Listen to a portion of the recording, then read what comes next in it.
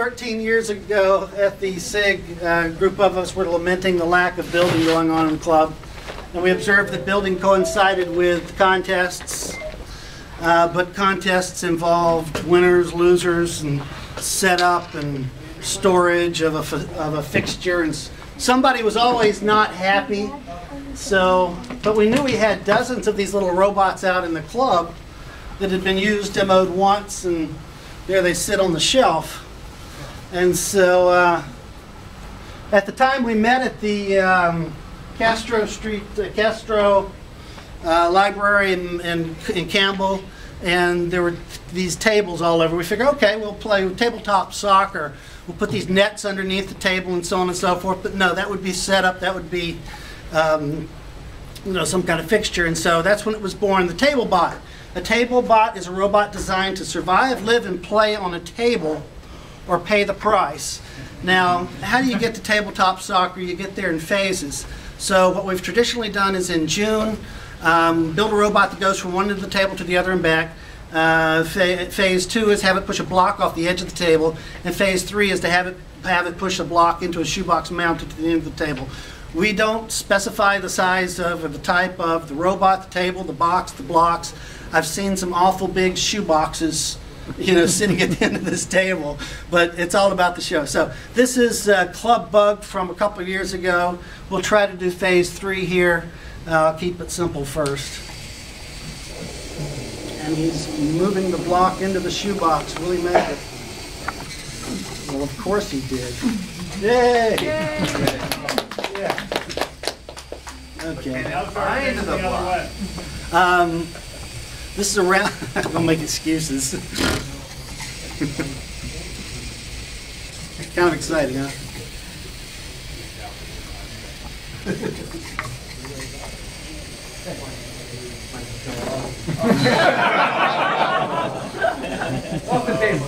Phase 2. We would have won $1 million in that.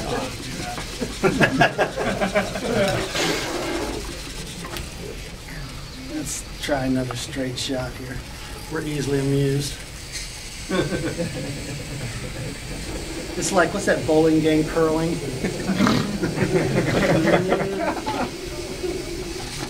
Hey, all right. Okay, I'm gonna quit while I'm ahead. That's Bugsy with phase 3. Okay, who else has a TableBot out here? Raise your hand. Okay, come on. Devin, right? Devin? Come on down, Devin.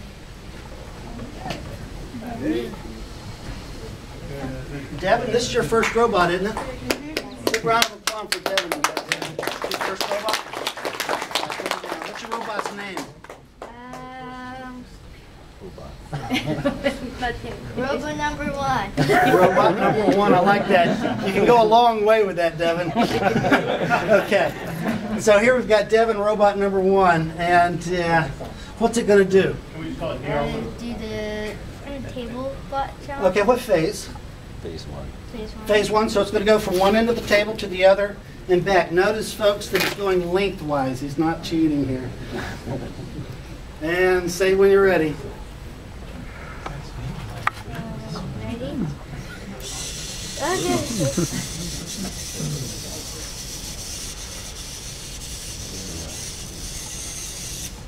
This is Seth, his dad, helping out here, right? Oh, France, I'm sorry. Yeah, there he goes. Okay. The father-son team. Oh, okay. So he's seeing he's not going the right way? No, it's not. He's false triggering there, isn't he? Maybe you got a darker table? Thank you. Thank you very much. Where are your tags, people? Where are your tags? Is there anybody else in here who doesn't have a tag? Are we going backwards? We're going backwards. All right, well, we made some progress. Robotics is hard. You gotta make a video of it and post it. I believe it worked. We have one, yeah. Come back next month, or even the month after we do the challenge meeting in October again. So, good job, Devin. You know what's great about this meeting is that you know, if you don't have these deadlines, it's like nothing happens. You know, at least you made progress. You built something. You brought something out. It didn't work so great, but next month you'll be back and it'll work much better. Okay, who's next? Table bots. Table bots. Orion, come on up.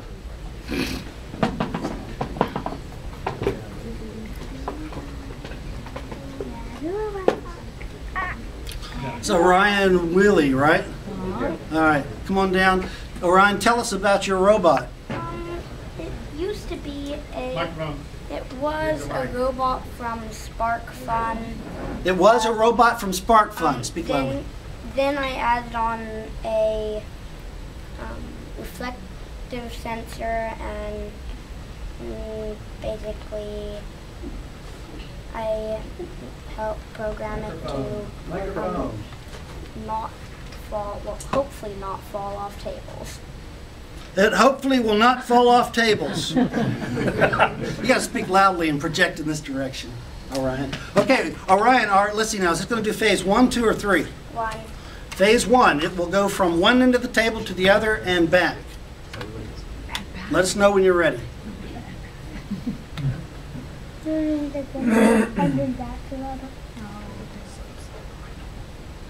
Looks like I'll have to follow it. So you're powering it with your smartphone? No, actually, it's basically, Well, that's a power supply, isn't it? yeah.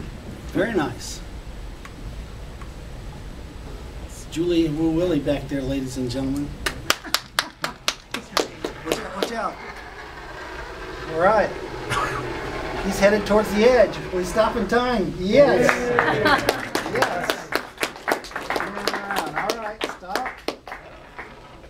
It's all right. So sadly it quits as a safety precaution if it ends up in a corner, because then otherwise it falls down. Yeah, yeah.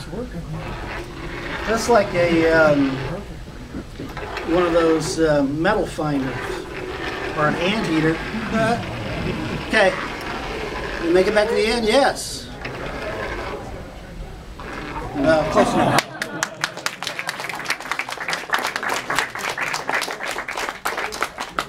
Very nice, Orion. Thank you very much. I'm glad you brought that out. What are you using an Arduino on that? It's Orion? an Arduino with a Very good, very good. That was an infrared sensor on the end, wasn't it? I'm not quite sure. I believe it probably is. Yeah, it's an infrared sensor on the end. Okay, what other table bot do we have? Any other table bots out there? Raise your hand. 2, 3, no more table bots? What's level 2? Level 2 is pushing a block off the edge of the table. All right, finding an object is much more difficult than avoiding objects. What's phase 3? Phase 3 is you move the block into a shoebox mounted at the end of the table. Okay, so let's move on to the Floorbot challenge. Now, we've probably got some robots that need some setup here. Oh, I'm sorry. Did you have a table bot? We have a robot, but I'm going to put it up on the table. Very good. Okay, very good. So, but you're going to have it as a floor bot. That's fine. That's fine.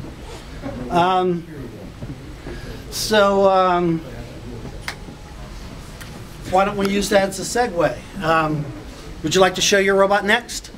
Okay, and I'm sorry. What is your name again? Sarania? Sarania? Sarania.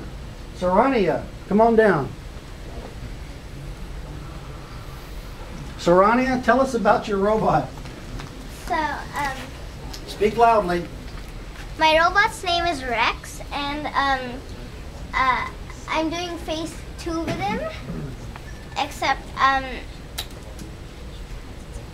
So you're doing phase 2 of the Floorbot challenge? Yeah. Okay, just so you know, the Floorbot challenge has 3 phases also.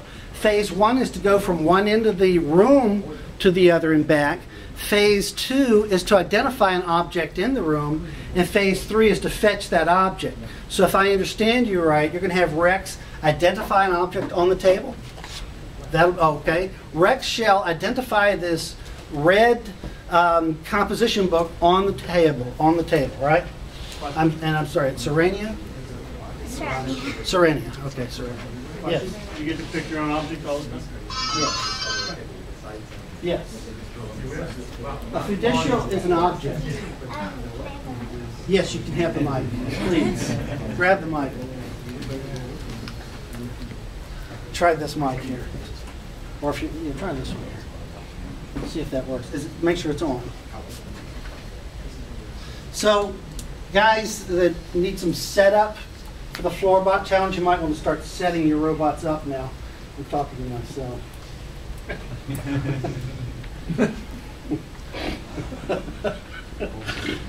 You too, Ralph. Are you already set up? I'll take videos if you want. No. I'm just. How we doing there, Serenia? I'm running this file. Okay, you're trying to get the file running. Mom, you want to come up and help her out? Okay. Yeah, there you go. There you go. Serenia's mom, ladies and gentlemen.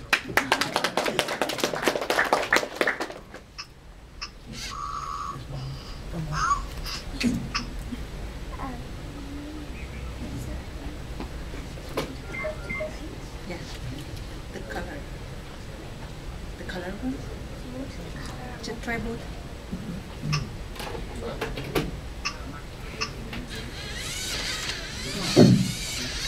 There goes Rex.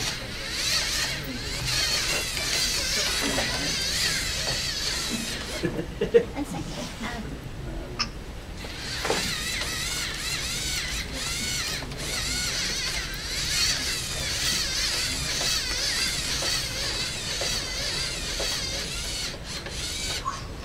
Oh, you could have put the mic there for them.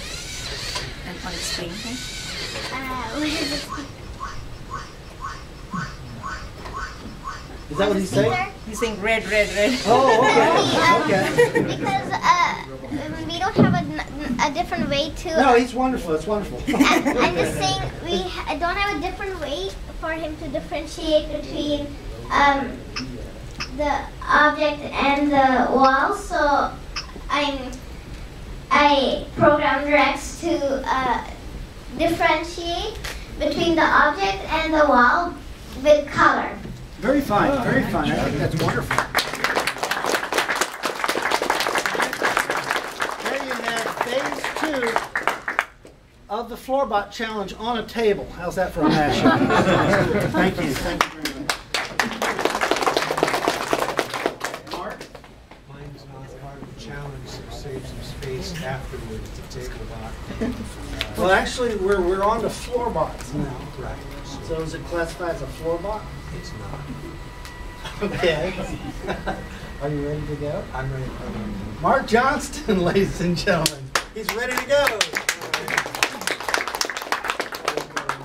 So this little gizmo has been here in the past. Because of the modifications I've just done, it is not able to take on the TableBot challenge. It could have probably a month ago. But what I've done is I've put in a little small board in the back that reads encoders for the wheels and so forth. And he has a web interface, which, oh yeah, sorry, we're going over here. And this time I'm going to hope that my cable I brought this time will actually work for the web interface and HDMI. And he has vision, so he's able to see these little incomplete crossword puzzles, which we call AR tags. And he's able to find them and follow some lists of simple directions. And I have them scripted so that now I can just basically type it in and he'll be all set to go. Let's see. Fiddler This bot. right here, Camp. I think this one is the Fiddler bot. HDMI, and it's nobody? Okay, great. So we'll plug him in and we'll see if we can get a video feed on this. And cue video. I don't know if we can get that. Got a video feed there yet? Negative. Okay, so I'll talk for a minute. Anyway, he talks with a Wi-Fi interface. He's hooked up to, if you did a scan, you'd see Mark-Toys router, which is about as insecure as it gets. But there it is. And he's running off of that right now, and so is this guy talking to him.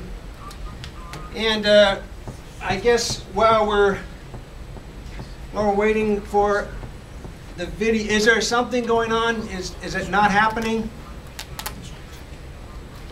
Is the video feed working? Your Okay. computer? No, he didn't hear. Okay, so what you can see here is you can see him. Oh, there we go. So this is what he's looking at right now, and I can hit these little commands. I'm hitting the pan up command. So now you see the target there. You see both targets in view, and we can tell him through the web interface to find a target. So let's see, we got. We're going to go for target 4. Oh, actually, we're going to go for 6. And we have a little web interface where I tell him that I'd like him to find that target. Oh, let's see if he's done that yet. What's that in the middle? I don't know. There, I think that's it. Oh yeah, okay, there's the target in the middle. And then I can click on the little laser, and there I think it's hitting on the wall. Got to give him an assist here. Raise that up there. There's his nice little laser.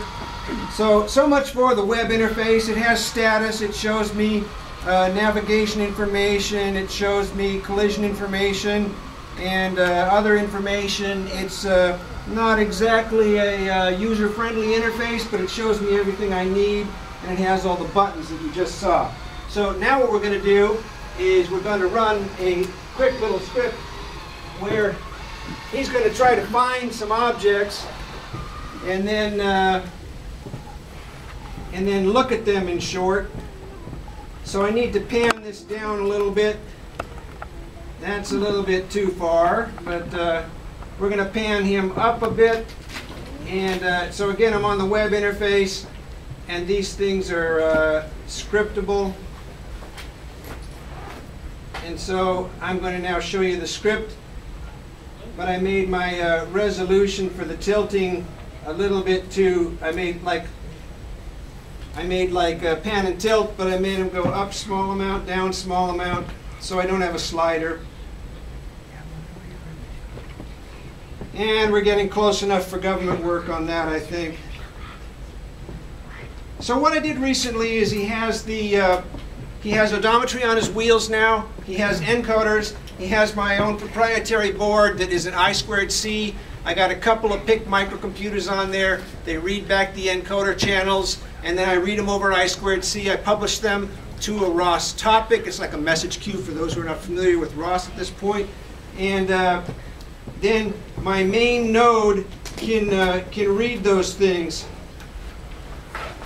and find out more about where he is. And so instead of going with a motor control node that I had before that was just essentially motor speeds and so forth, I've changed it so that now there's a whole node called the base control node, and it has a simple man's move base in it now, which means I can tell it, hey, I want you to rotate this many degrees. That motor controller will deal with rotating that many degrees, very simplistic. We're not talking navigation, we're talking turn this much or go this far forward, and it's calibrated to the PID loops and that sort of thing. So that's pretty cool, but in doing all that, here we go. This screen you can't see, but I'm not going to make him do the complicated one. There's a command line interface that formats the commands and sends them down to the bot. So I'm typing in right now for him to run let's see.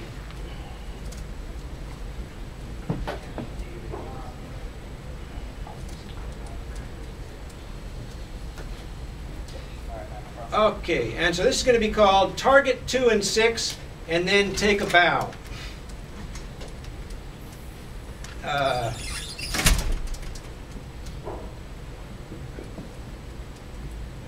Target 2, 6, bow.yml. So what's going to happen? Shoot, I wanted to show you this because this is one of the coolest parts.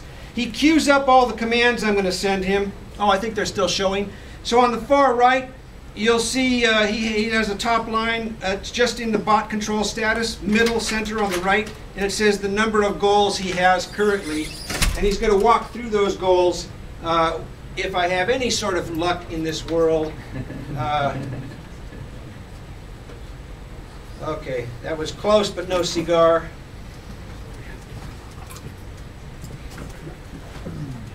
I just didn't type it quite with the, you know, Linux is very particular about what you type. All right, so we're going to see the queue bump on up, and it's loading the queue. There's a little bit of a delay here, which I've got a question posed out for, but in short, I think I might have to reload this page because it may not be actually picking up the current information anymore. It seemed to, there it is, 7 goals. Now he's moving around. He's moving to target 2, which it turns out I didn't send the pan far enough down. He doesn't have a centering thing yet, but he's trying to find number 2. Oh, and that's on my other screen actually, which is over there. And then he tries to turn on his laser, and then he goes there. He probably just saw it. Let's see if the goal count drops down. Uh-oh. All right. So he may not make it through the demo, but the cool thing is he's got a base control. Actually, what he's doing there, that was actually a move. It was actually a base control move of 90 degrees. And he moved pretty precisely 90 degrees because of this odometry stuff and everything I put in the base and everything. So I'm real happy about all that stuff. He's coming along really well. This is not the normal target I use. I use these little ones, but I left them in the box, so he's not finding it. What can I say? And there, it's okay. It's another 90. Isn't that cool? Almost right on the money. So he tells the base controller it moves 90, and stuff moves on. Got the web control interface and all that. And that's it. That's where he's at.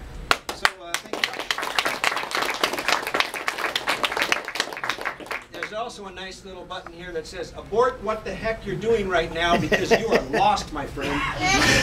All right. Okay. Thank you for letting me squeeze in, Camp. Thank you, Mark. That was wonderful. He's still going for it. Honestly, he found him 6 times at home today. I swear. Hey, can I ask a question? Yes, question. Yes, sir. Are you looking for the Okay. laser with the camera?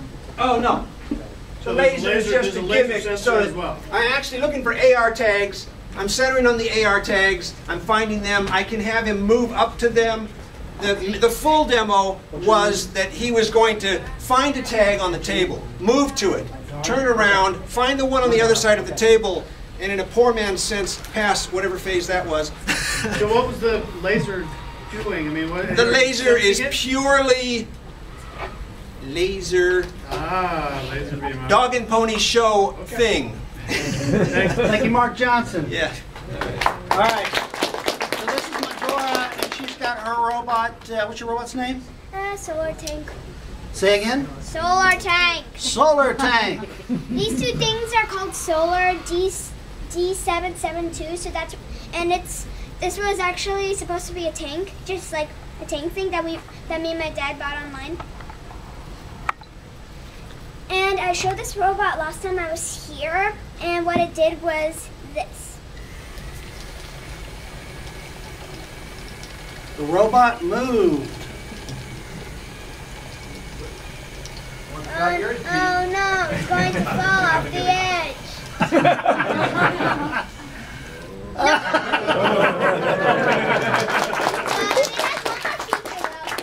Me and podcast. Quicker. Now it has one more feature, which is shorter than.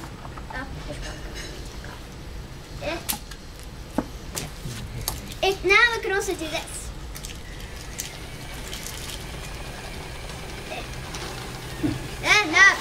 No. Okay, backfire.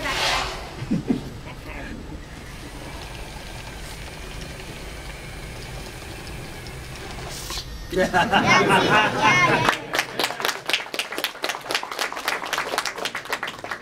All right, Medora, thank you very much. That was wonderful. Yay. And the solar tank is wonderful.